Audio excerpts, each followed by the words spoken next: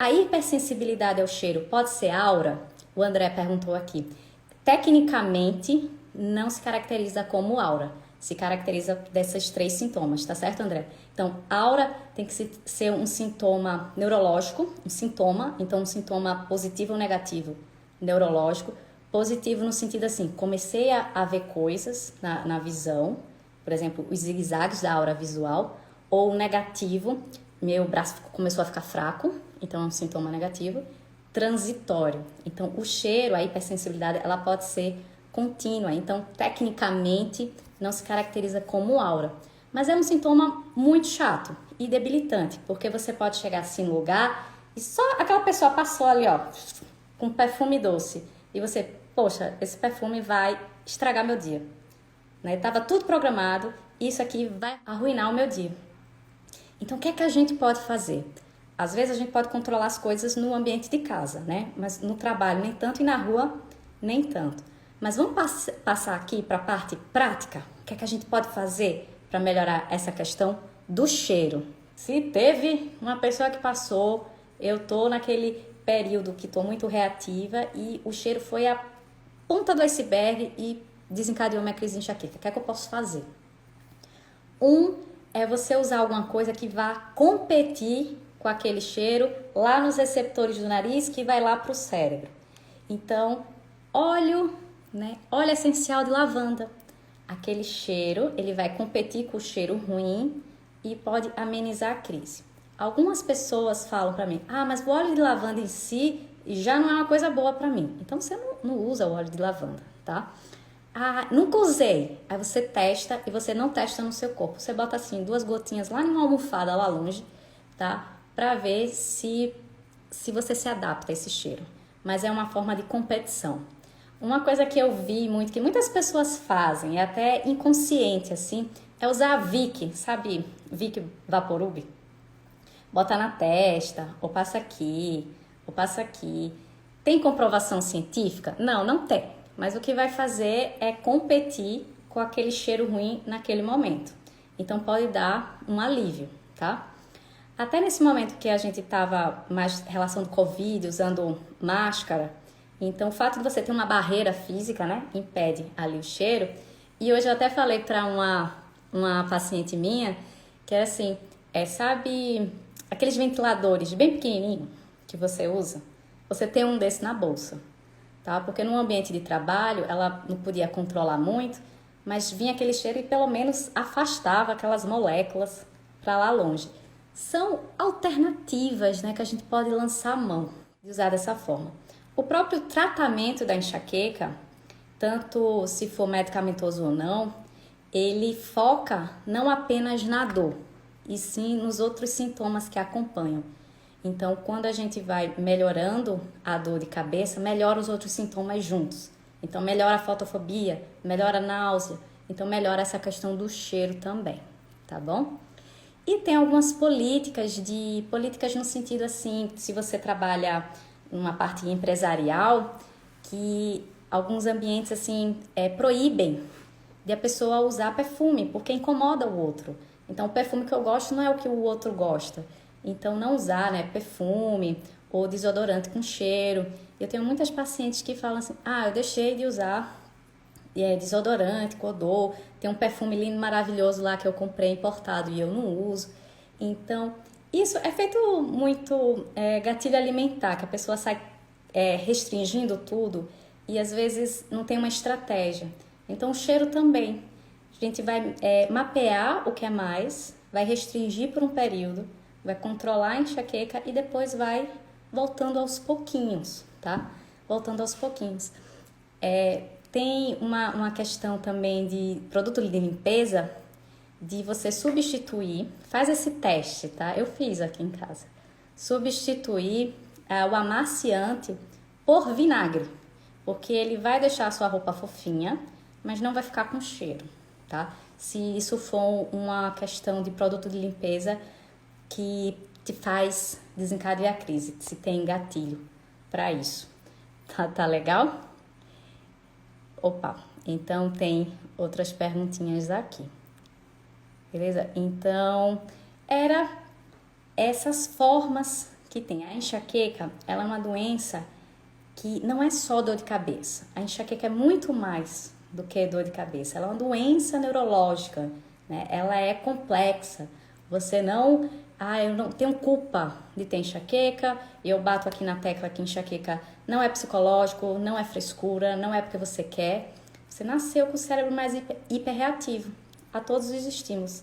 E demora para o cérebro se adaptar e termina fazendo uma cascata de eventos que ativa várias áreas cerebrais e dá a dor de cabeça e os sintomas. Então, a função de desativar a enxaqueca, ela começa muito nos pilares. E eu falo muito também dos pilares, que são os pilares raízes, que cada letrinha é um acrônimo, cada letrinha corresponde a um pilar. Raízes.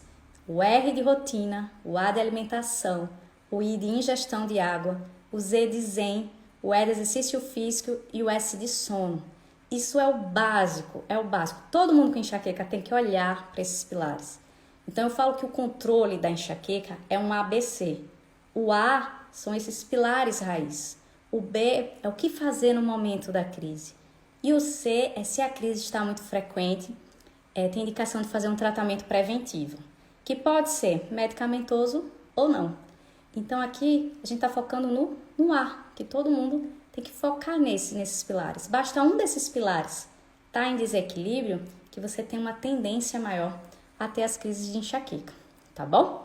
Deixa eu olhar as perguntas aqui. Vamos lá, hora das perguntas. A Elizabeth está falando que tem desde a adolescência, hoje com 30 anos ainda continua. Então, hoje a gente dispõe de muitas ferramentas. O controle da enxaqueca é uma caixinha de ferramentas. Eu posso usar isso. Hoje, mais do que nunca, a neurociência, ela evoluiu, mostrando várias alternativas para a gente.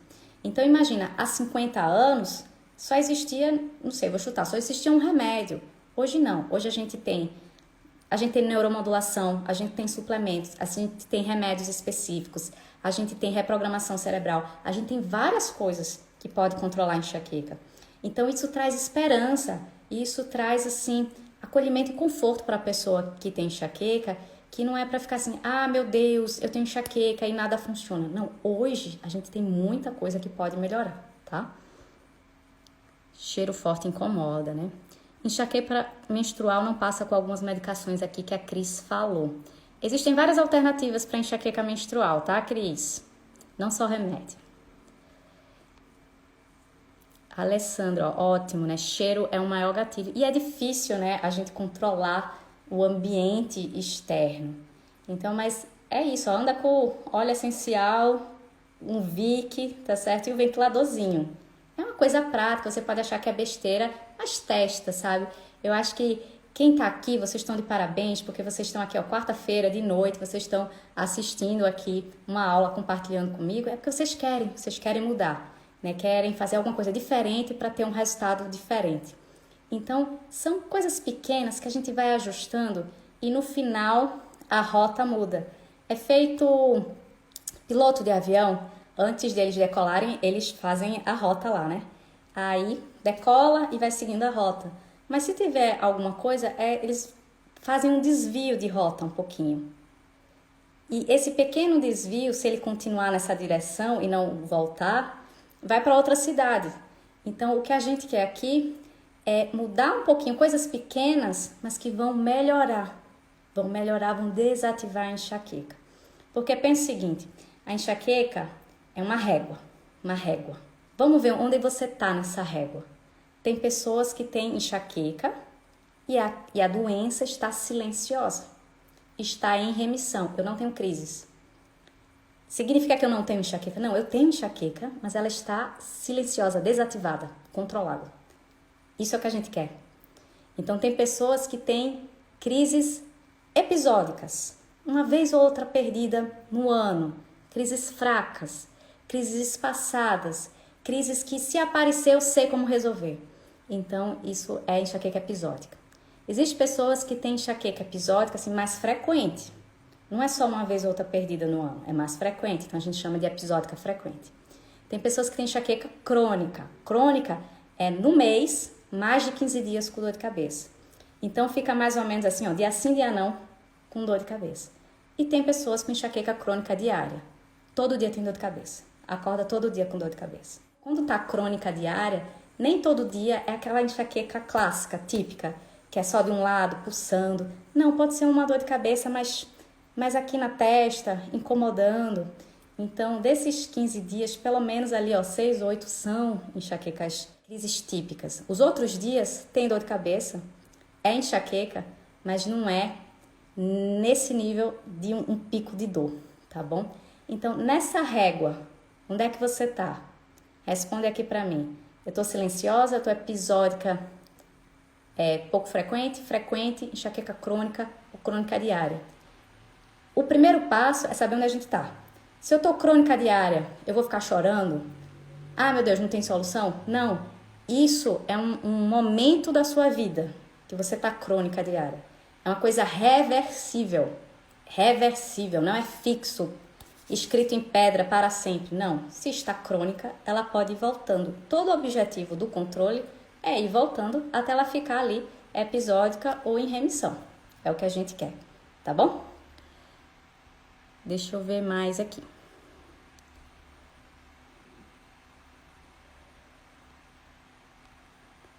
Quando entrar na menopausa, a enxaqueca vai passar. Isso é um mito, tá? Eu vou refazer. Eu já fiz falando muito sobre enxaqueca menstrual. Eu vou programar pra gente falar mais sobre isso. Existe uma questão da flutuação hormonal, que esse pra cima e pra baixo, pode desencadear crises. E quando a pessoa entra na menopausa, a menopausa é um diagnóstico retrospectivo. Significa assim, parei de menstruar, vou acompanhar um ano, se não menstruar de novo, eu vou dizer, tive a menopausa. Mas existe um período ao redor da menopausa, que a gente chama de perimenopausa. Peri é ao redor. E esse período começa ali, a pessoa mais ou menos 40 anos, né? A pessoa entra em menopausa 50, então uns 10 anos de perimenopausa. Que essa oscilação fica muito. Então, começa a vir ciclo muito intenso, muito fluxo sanguíneo, pouco fluxo sanguíneo, tem mês que não vem, tem mês que não aparece. Então, começa a ter essa flutuação até chegar no momento que a pessoa para de menstruar.